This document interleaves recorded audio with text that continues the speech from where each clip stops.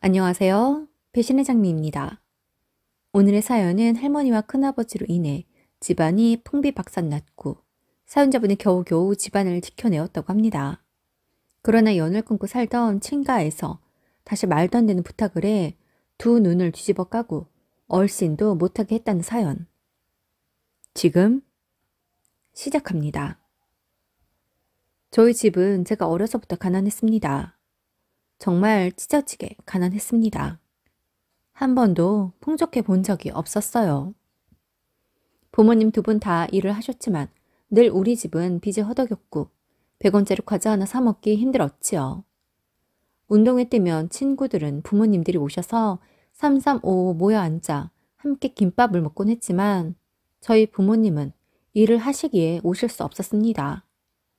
그런 날 운동회라고 1,000원 한 장을 주셨고 그 돈으로 학교 앞 작은 가게에서 컵라면과 음료수를 사 먹었었습니다. 소풍을 갈 때에도 친구들은 예쁜 옷, 멋진 옷을 사 입고 오는데 저는 교복을 입고 갔고 수학여행은 가본 적이 없었습니다. 돈이 들었으니까요. 우리 집은 왜 이렇게 어려울까? 부모님 두 분이 새벽부터 늦은 밤까지 저리 힘들게 일하시는데 왜 조금도 나아지지 않고 항상 제자리 걸음일까 싶었습니다. 저희 집이 그리 어려운 이유는 제가 많이 자라서 알게 되었습니다. 원래 저희 부모님은 아주 잘 사시지도 않았지만 그렇다고 어렵지도 않은, 그러니까 우리 가족끼리는 충분히 먹고 살만 했다고 합니다. 그런데 큰아버지께서 사업을 하다 어려움이 생겼고 그때마다 저희 아빠를 비롯해 고모와 할아버지에게 도움을 요청하였고 가족들의 도움으로 큰아버지는 다시 일어설 수 있었다고 합니다. 그런데 큰아버지는 이후에도 몇 번의 어려움을 겪게 되었고 바로 아래 동생이었던 저희 아빠에게 도움을 요청하였고 엄마가 반대를 하자 아빠는 엄마 몰래 보증도 서고 돈도 빌려 주었다가 큰아버지의 회사가 잘못되어 졸지에 저희 집까지 큰 어려움을 겪게 되었던 것이었지요. 저희 집의 그 어려운 시절이 제가 대학을 갈 무렵까지 계속되었고 한 번 무너진 가게 경제는 쉽게 회복되기 어려웠습니다.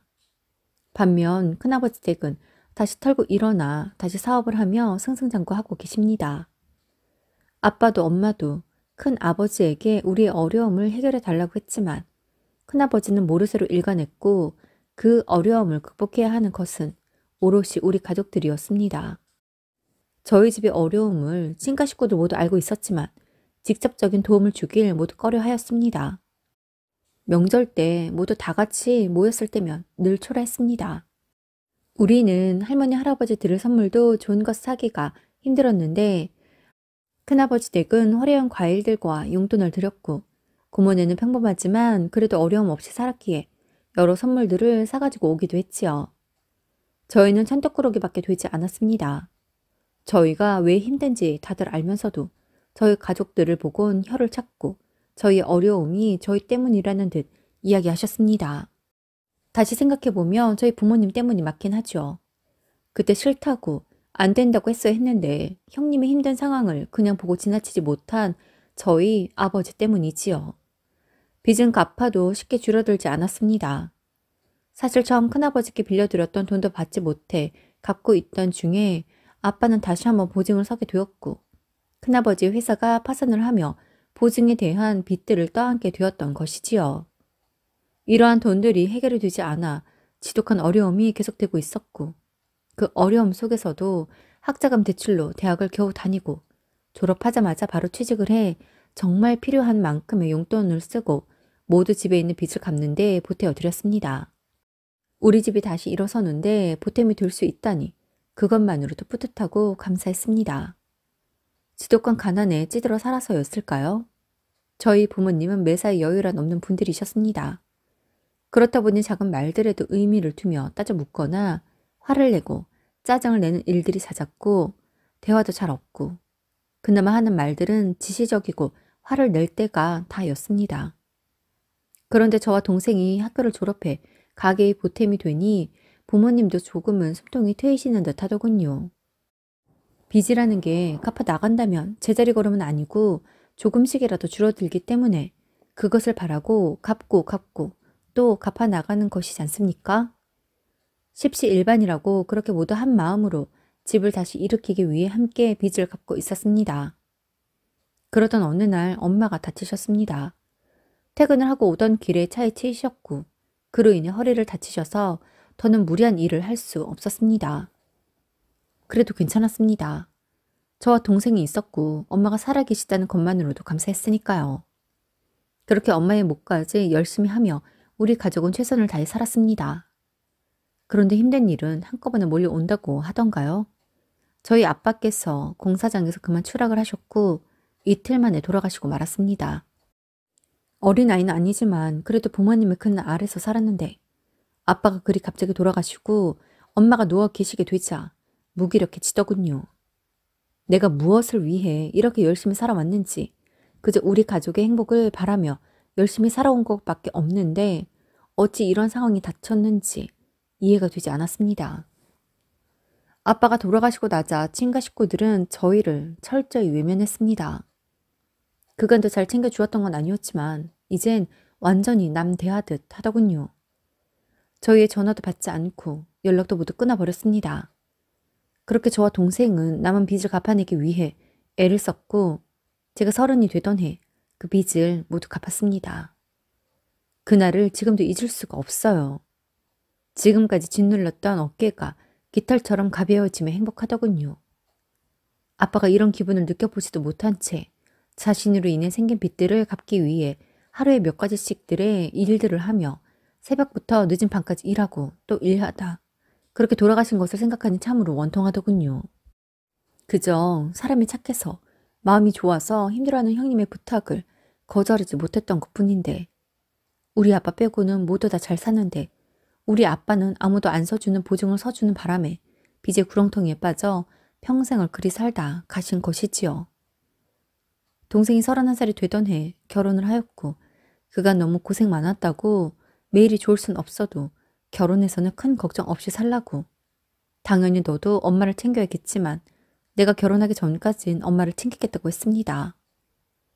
그렇게 전 아픈 엄마를 챙기며 살았습니다. 다행히 가벼운 일상생활은 하실 수 있었기에 엄마는 무리가 되지 않는 선에서 살림을 하였고 저와 둘이 서로 의지하며 살았습니다. 일찍이부터 어려움을 알고 자라서인지 저는 결혼에 대해서는 크게 생각이 없었습니다. 그랬기에 그저 엄마랑 소소하게 사는 것만으로도 만족했습니다. 동생은 동생대로 제보와 알콩달콩 잘 살고 있었습니다. 그렇게 친구와의 연을 끊은 지 10년 만인 3년 전 할머니에게 전화가 왔습니다. 그간 어려움이 있을 때마다 친가에 연락을 했었지만 그 누구도 연락을 받지 않고 엄마와 우리 자매의 연락을 모두 다 거절하더니 이제와 갑자기 무슨 이유로 전화를 했나 싶었습니다. 수학의 너머의 할머니는 그간 잘 지냈니? 너희들 많이 컸겠구나. 할머니, 지금 저희 나이가 몇인데 많이 컸냐는 걸 물으세요?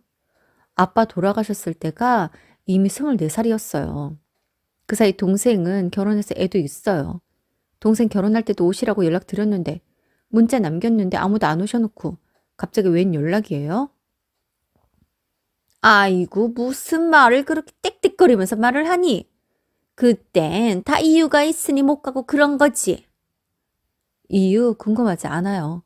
대체 왜 연락하신 거예요? 우리는 잘 지내는가 궁금해서가 아니지 않아요?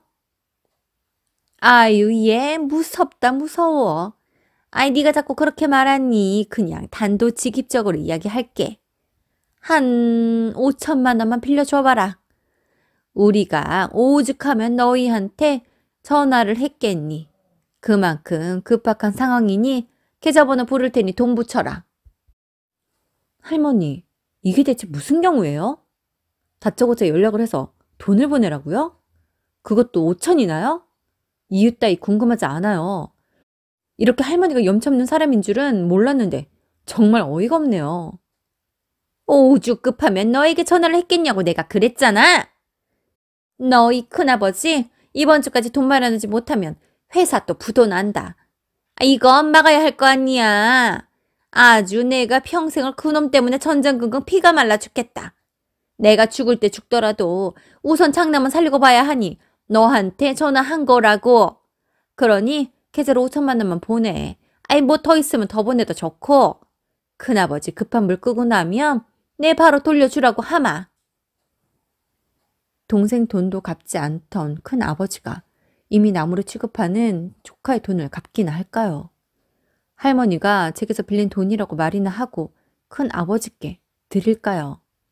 설사 그렇다고 한들 저는 빌려드릴 돈도 없었고 있어도 드리지 못합니다. 그래서 없어요. 빚 다 갚은 지 얼마나 되었다고 저희가 그만한 돈이 있겠어요? 지들은 잘 먹고 잘 살면서 우리가 누구 때문에 힘들어졌는데 아빠가 누구 때문에 일하다가 일찍 돌아가셨는데 할머니는 염치도 없어요? 큰아버지만 자식이에요? 우리 아빠는요? 사업하는 큰아버지만 대단하다고 하시고 사업을 말아먹어도 그럴 수 있다고 다독이고 우리 아빠는 그저 큰아버지가 싼 똥을 치우는 아들이었어요? 어려서부터 그렇게도 형이 최고다. 형이 잘 돼야 너도 잘 되는 것이다. 형보다 잘 살아선 안 된다. 잘 보필하면 형이 내게 모든 것을 다 베풀 것이다라고 저희 아빠에게 이야기하셨다면서요. 아빠는 그 말을 엄마와 저희들에게 똑같이 하시며 큰아버지를 도와야 한다고 했고 할머니의 말을 들어야만 한다고 했어요. 그 어려서부터 할머니에게 세뇌당한 것이죠. 옆에서 보면 그게 아닌가 보였는데 아빠의 고집을 꺾을 수가 없었어요. 그래도 딸이라고 고모에겐 그리 안 가르치셨나 보죠? 고모는 처음에 아주 적은 비용만 도와주시고 그 이후엔 전혀 돕지 않았다면서요. 그래도 할머니께서 아무 말도 안 했다면서요. 그런데 왜 우리 아빠에겐 계속 전화를 해서 결국엔 보증을 서게 하신 거예요? 그 뒤 우리 집이 어땠는지 아시죠? 그러면서도 명절이면 우리 가족은 왕따 시키다시피 하시고 큰아버지 다시 일어서셨을 때 큰아버지로 인한 우리 빚 좀 갚아주라고 이야기해달라고 해도 큰아버지랑 한통속 되어서 우리에게 막말했었잖아요. 우리 아빠 돌아가시고 나선 우리 가족들 전화와 그 어떤 연락도 받지 않으셨잖아요. 그런데 지금 아쉬운 상황이 생기니 우리가 생각이 나던가요? 인간 맞으세요? 이게 할머니한테 못하는 말이 없어?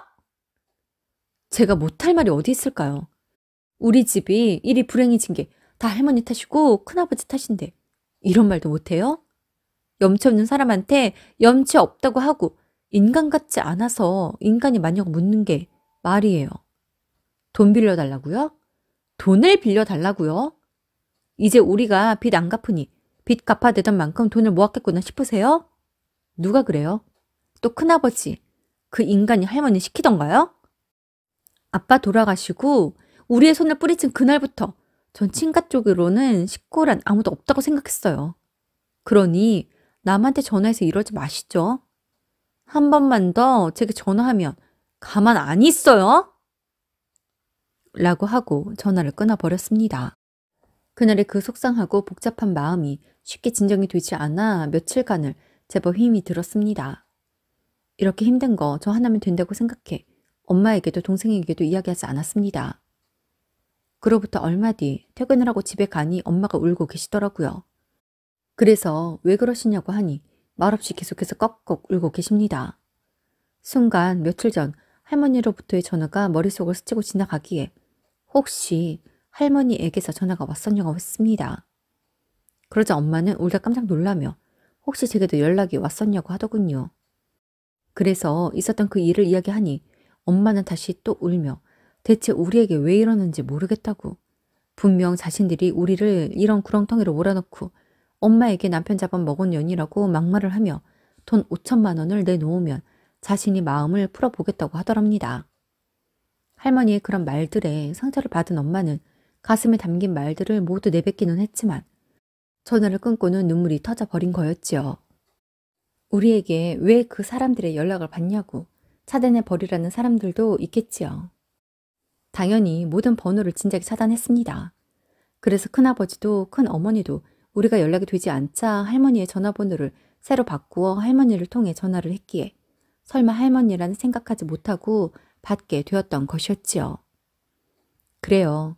저에게 전화한 거 참을 수 있습니다. 저희니까요. 제가 감당하면 되니까요. 그런데 몸도 성치 않은 저희 엄마에게 전화를 해 그리 말을 했다고 하니 정말 너무 화가 났습니다. 우리 엄마 몸이 저리 된 것도 할머니 때문이고 큰아버지 때문인데 어떻게 우리 엄마에게 전화를 해서 아빠가 돌아가신 게 엄마 탓이라며 돈을 달라고 할 수가 있을까요? 저만 아는 사실이지만 그 돈도 결국 큰아버지를 위해 쓰려는 거면서요. 그래서 다음 날로 할머니 댁에 쳐들어갔습니다. 할머니는 절 보자마자 버선발로 나와 반기며 대뜸 돈은 가지고 왔냐고 합니다. 그래서 돈이 어디 있냐고. 5천만 원이 아니라 당장 지갑에 돈 5만 원밖에 없다고 했습니다. 그러자 할머니는 그 나이 먹도록 돈도 안 모아놓고 뭐 했냐고, 쓸모도 없는데 왜 왔냐고 합니다. 그래서 이 늙은 할망구야, 미쳤어? 아니면 노망 났어? 그래서 우리 엄마한테 전화를 해서 아빠가 돌아가신 게 엄마 탓이라고 돈을 달라고 했니? 우리 엄마가 왜 허리병신이 됐는데 할머니 때문에 큰아버지 때문에 빚 갚느라 안 그래도 약한 몸으로 일하다가 그리 되었잖아. 그래, 보증 서준 것도 결국엔 아빠가 선택한 것이니 아빠 탓도 있겠지. 하지만 아빠가 보증 서줄 때까지 매일 괴롭힌 게 누군데? 바로 할망구 당신 때문이잖아. 안 그래? 아빠 어려서부터 큰아버지의 부속품처럼 아빠를 부려놓고 결혼해서 가정을 이룬 작은 아들을 그리 계속해서 못 살게 해 결국엔 일찍 떠나보내놓고 일말의 가책도 없어요? 마음도 안 아파? 어떻게 엄마가 그럴 수 있지? 형님이 잘 돼야 아우가 잘 되지. 형님이 너희 큰아버지가 아직 바로 서지 못했으니 온 가족이 도와 바로 서게 해야 할 거 아니야.